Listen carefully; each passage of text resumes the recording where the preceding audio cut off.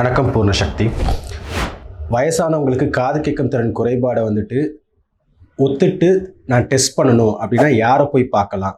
முதல்ல போய் பார்க்க வேண்டியது ஒரு இஎன்டி, காது மூக்கு தொண்டை நிபுணரை போய் பார்க்கணும். அவர் உங்களுக்கு டெஸ்ட் பண்ணி எதனால் இந்த கேட்கும் திறன் குறைபாடு வந்திருக்குங்கிறத பார்ப்பார்.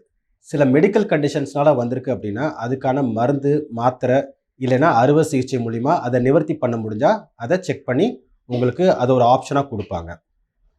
55 வயசுக்கு மேலே நிறையா மெடிக்கல் ரீசன்ஸ் ட்ரீட் பண்ண முடியாது, இல்லை சர்ஜரி பண்ண முடியாது. அப்படி இருக்கும்போது காது எந்த அளவுக்கு கேட்குறதிறன் குறைஞ்சிருக்கு அப்படிங்கிறத டெஸ்ட் பண்ணுறதுக்கு ஆடியாலஜிஸ்ட்டை போய் பார்க்கணும்.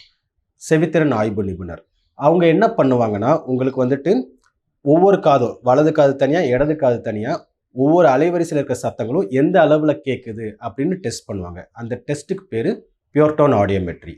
இந்த டெஸ்ட் மூலிமா எல்லா அலைவரிசையிலையும் நம்மளோட கேட்கும் திறன் எந்த அளவில் இருக்குங்கிறத நம்மளால் கண்டுபிடிக்க முடியும். அதை வச்சு பேச்சு சத்தங்கள், எந்தெந்த பேச்சு சத்தங்கள் நம்மளால் தெளிவாக உணர முடியும், எந்தெந்த பேச்சு சத்தங்களை உணர்றதுல நமக்கு குறைபாடு இருக்குங்கிறதையும் யூகிக்க முடியும். இது போக ஸ்பீச் ஆடியோமெட்ரி, அதாவது பேச்சு சத்தங்களை வச்சு நம்ம காதை டெஸ்ட் பண்ணுற ப்ரொசீஜர். இது மூலிமா ஒரு லாங்குவேஜில் இருக்கிற வார்த்தைகள் இல்லை சொற்கள், இத்தனை சொற்கள் இருக்குன்னா அதில் எத்தனை சதவீதமான சொற்கள் நம்மளால் ஐடென்டிஃபை பண்ண முடியுது, எந்தெந்த சொற்களை நம்மளால் தெளிவாக உணர முடியலை அப்படின்னு நம்ம டெஸ்ட் பண்ணி கண்டுபிடிக்க முடியும். இதை பேஸ் பண்ணி ஹியரிங் லாஸை நிவர்த்தி பண்ணுறதுக்கு சத்தத்தோட அளவை அதிகப்படுத்தணும். அந்த அதிகப்படுத்துறதை நம்ம குரலை உயர்த்தி பேசலாம், இல்லை பக்கத்தில் இருந்து பேசலாம். மாற்றாக சத்தத்தை உயர்த்தி கொடுக்கக்கூடிய ஹியரிங் எய்ட்ஸ், ஒலிபெருக்கி இருக்குது இல்லைங்களா, பெருசாக நம்ம மைக்கில் பேசுகிறோம், ஆம்ப்ளிஃபையர் மூலிமா லவுட் ஸ்பீக்கரில் ஒலிபெருக்கிகளாக நிறையா இருக்குது. அதோட மினியேச்சர் ஃபார்ம் கொஞ்சம் டிஜிட்டலைஸ்ட் அட்வான்ஸ்ட் வெர்ஷன் தான் ஹியரிங் எய்ட்ஸ்.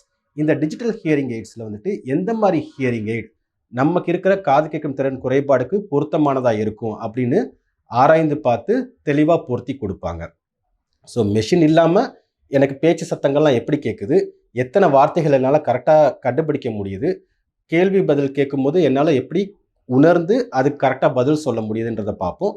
காது மெஷின் பொருத்துனதுக்கப்புறம் அது எப்படி இருக்குது, கம்ஃபர்டபுளாக கேட்க முடியுதா, இல்லை மற்ற சத்தங்களும் ரொம்ப இரைச்சல் கொடுக்குதா, இதெல்லாம் ப்ராப்பராக முறையாக டெஸ்ட் பண்ணி ஹியரிங் எய்ட் உங்களுக்கு ஃபிட் பண்ணுவாங்க. இந்த மாதிரி முறையாக டெஸ்ட் பண்ணி ஃபிட் பண்ணுறதுக்கு நீங்கள் செவித்திறன் ஆய்வு நிபுணர் ரீஹாபிலிட்டேஷன் கவுன்சில் ஆஃப் இந்தியாவில் ரெஜிஸ்டர் பண்ணினவங்ககிட்ட போனீங்கன்னா கரெக்டாக பண்ணி கொடுப்பாங்க. அப்படி பண்ணி காது மெஷின் பொருத்தும் போது என்ன ஆகும்னா எல்லார்கிட்டையும் சகஜமாக பேச முடியும், கேட்கவும் செய்து என்னால் ஈஸியாக புரிஞ்சுக்கவும் முடியுது. 2 காதுலேயும் மெஷின் போட்டுக்கிட்டோம்னா பின்னாடி இருக்க இரைச்சல் சத்தத்துலையும் என்னால் பேச்செல்லாம் தெளிவாக புரிஞ்சிக்க முடியுன்ற மாதிரி இருக்கும். ஒரு காதில் மெஷின் போட்டிருந்தோம்னா பேச்சு சத்தமும் அந்த காதில் தான் கேட்க போகுது, மற்ற பேக்ரவுண்ட் இன்ஃபர்மேஷனும் அதே காதில் தான் கேட்க போகுது. அப்போ அந்த பேச்சு சத்தத்தையும் பேக்ரவுண்ட் இன்ஃபர்மேஷனையும் பிரித்து பார்க்கறதுல நமக்கு சிரமங்கள் ஏற்படும். ஸோ அப்போது 2 காதுலேயும் மெஷின் போட்டோம்னா நமக்கு அதை ஈஸியாக பிரிச்சுக்க முடியும். வயசு ஆக ஆக நம்ம நரம்புகள்லாம் ப்ராசஸிங் ஸ்பீட் கம்மியாகும், ப்ராசஸிங் இன்ஃபர்மேஷன் லெவலும் எஃபிஷியன்சியும் குறைய ஆரம்பிக்கும். அப்போ நம்ம கூர்ந்து கவனிக்க வேண்டியது இருக்கும், நம்மளால் ஒரு விஷயத்தில் தான் அட்டென்ஷன் கொடுத்து பார்க்க முடியுற மாதிரி இருக்கும். ஸோ இந்த மாதிரி சுச்சுவேஷனில் 2 காதுலேயும் மெஷின் போட்டுக்கிட்டால் கொஞ்சம் கம்ஃபர்டபுளாக கேட்குற மாதிரி இருக்கும். இல்லை எனக்கு காதில் மெஷின் போடுறதுக்கு விருப்பம் இல்லை அப்படின்ற சமயத்தில் அடுத்து என்ன பண்ணலாம்? கம்யூனிகேஷன் ரிப்பேர் ஸ்ட்ராட்டஜிஸ், அதாவது எனக்கு காது கேட்குற திறன் குறைபாடு இருக்குது, பேசுகிறத புரிஞ்சுக்கிறதுல கொஞ்சம் கஷ்டங்கள் இருக்குது, அதனால் என்னால் சரிவர பேச முடியலை, இதை எப்படி ஓவர் கம் பண்ணுறதுன்னு சில டெக்னிக்ஸ் உங்களுக்கு சொல்லி கொடுப்பாங்க. அதை யூஸ் பண்ணிங்கன்னா ஓரளவுக்கு உங்களால் மேனேஜ் பண்ண முடியும். இதெல்லாம் பண்ணுறதுனால என்ன ஆகுதுன்னா கருத்து பரிமாற்றங்கள், இந்த கான்வர்ஸ் பண்ணுறது, என்னால் ஒவ்வொருத்தவங்ககிட்ட உரையாடுறதெல்லாம் எந்த தங்கு தடையுமின்றி நல்லா உங்களால் பண்ண முடியும். அப்போது உங்களை நீங்களே தனிமைப்படுத்திக்க மாட்டீங்க. வீட்டில் இருக்கவங்களும் சரி அவங்கக்கிட்ட போனால் நான் கத்தி பேசணும் அப்படின்னு நினச்சி உங்களை ஒதுக்காமல் எந்த ஒரு விஷயமா இருந்தாலும் உங்ககிட்டையும் பகிர்ந்துக்க வாய்ப்புகள் நிறையா இருக்கும். ஸோ எதுக்கும் நம்ம கூச்சப்படக்கூடாது. எப்படி நமக்கு உடம்பு முடியாமல் போச்சுன்னா, காய்ச்சல் வந்துச்சுன்னா நம்ம டாக்டர் போய் உடனே பார்த்து அதை தீர்வு காண்றோமோ, அதே மாதிரி காது கேட்குற திறன் குறைஞ்சாலும் அதை நம்ம உடனே செக் பண்ணி பார்க்கணும். காது கேட்கும் மிஷின் போட்டால் அது பார்க்குறதுக்கு ஒரு மாதிரி நல்லா இருக்காது, கொஞ்சம் மனக்கசப்பாக இருக்குது, இல்லை எனக்கே சங்கடமாக இருக்குது அப்படின்னு நினைக்கிறது இருக்கலாம். ஆனால் மெஷின் போட்டால் எனக்கு என்னென்ன பலன்கள் கிடைக்கிது, என்னால் மற்றவங்களோட ஈஸியாக பேச முடியுது, பேர குழந்தைகளோட கொஞ்சம் விளையாட முடியுது, அவங்க பேசினாலும் என்னால் பதில் சொல்ல முடியுது, ஸோ இந்த குவாலிட்டி ஆஃப் லைஃப் இதை தான் நம்ம அந்த ஹியரிங் எய்ட்ஸ் வந்து இம்ப்ரூவ் பண்ணுது.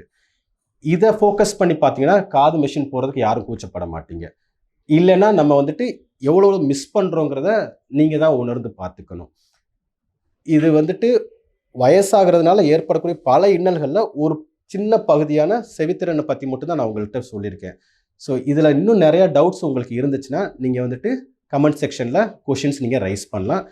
நாங்கள் அதை உங்களுக்கு நிவர்த்தி பண்ணி கொடுப்போம். கட்டாயமா நிறைய பேர் கூட ஷேர் பண்ணுங்க அண்ட் சப்ஸ்கிரைப் பண்ணுங்க. அப்பதான் பூர்ண சக்தி வீடியோஸை மிஸ் பண்ணாம பார்க்க முடியும்.